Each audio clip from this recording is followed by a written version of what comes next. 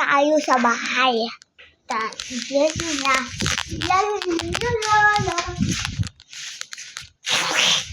Hala ka, nakabasang ka. Hala ka.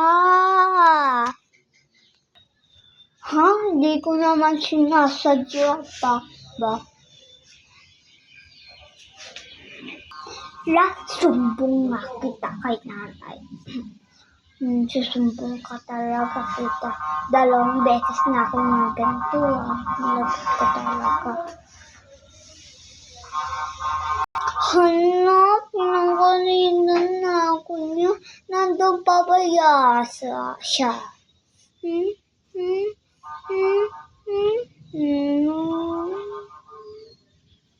Wala na siya.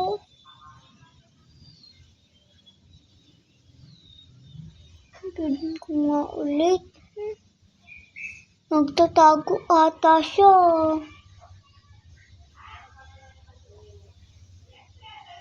Nandun siya. Hindi niya ako sinumbong.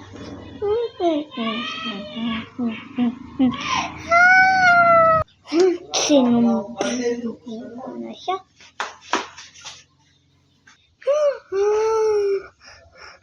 Ba't wala na siya dun?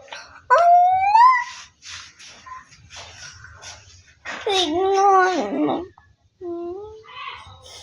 Nadumayan pa siya. Ay, sinumbong niya ako. Takbo pa akong talabas.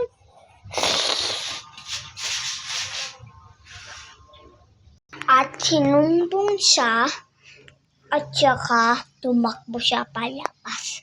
Inayak niya kasi ang kalaro niya sa may bahay nila para maglaro.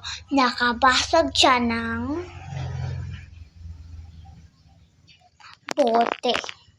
O kaya tubigan o kaya baso. Andito kasi yung baso. Tinapon mo siya. Hindi kasi.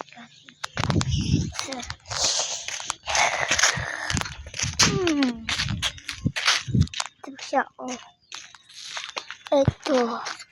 Nabasag. My God, nakabasag siya. Pero nilagay namin siya. Pero, alam niyo ba yung nagsabi? Nakakatakot.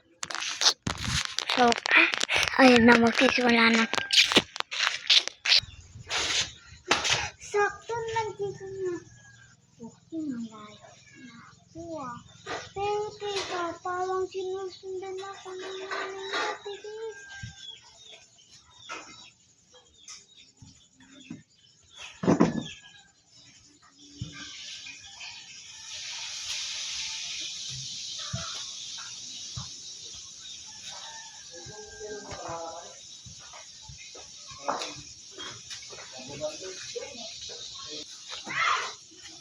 Papaya mo ng batang yun.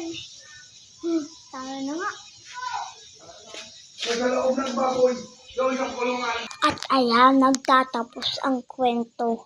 Pero hindi pa to tapos. May ano ba to? May part 2 siya. May part 2, may part 3, may part 4, may part 5, hanggang 10. Wala, niloloko yung kaklase namin. Yung pangalan kasi ng kaklase namin. 10. Maitim, hindi makita sa dilim. So, bye-bye!